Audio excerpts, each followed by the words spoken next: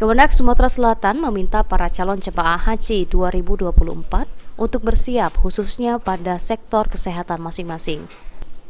Hal ini dikarenakan menurut Kabid Pendaftaran dan Dokumen Perjalanan Haji Armet Dachil, Kementerian Agama Republik Indonesia telah mengumumkan bagi jemaah haji pada tahun 2024 mendatang, sebelum pelunasan biaya haji, jamaah wajib mengikuti tes kesehatan. Begitu tes kesehatan sudah selesai dan dinyatakan istihah dalam kesehatan, maka baru bisa dilunasi.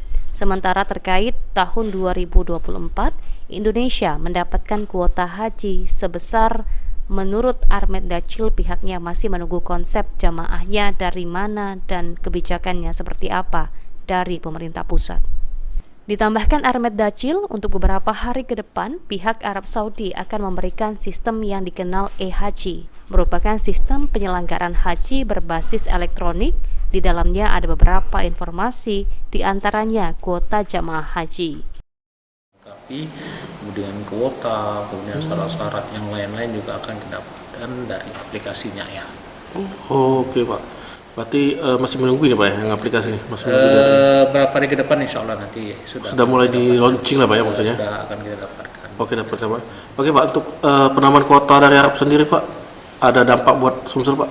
Nah, terkait penambahan kuota yang 20.000 hasil kunjungan Presiden Republik Indonesia ke Arab Saudi, kita masih menunggu konsep nanti untuk jamaah dari mana, kemudian kan kebijakannya seperti apa, kita masih menunggu nanti.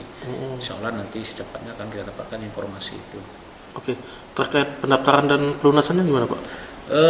Terkait pendaftaran terus berjalan. Untuk terkait pelunasan untuk tahun 2024 itu juga masih akan dibahas antara pemerintah dan Komisi 8 DPR. Dari hasil pembahasan itu nanti akan diputuskan harga rasionalnya seperti apa. Aji Delia, PAL TV.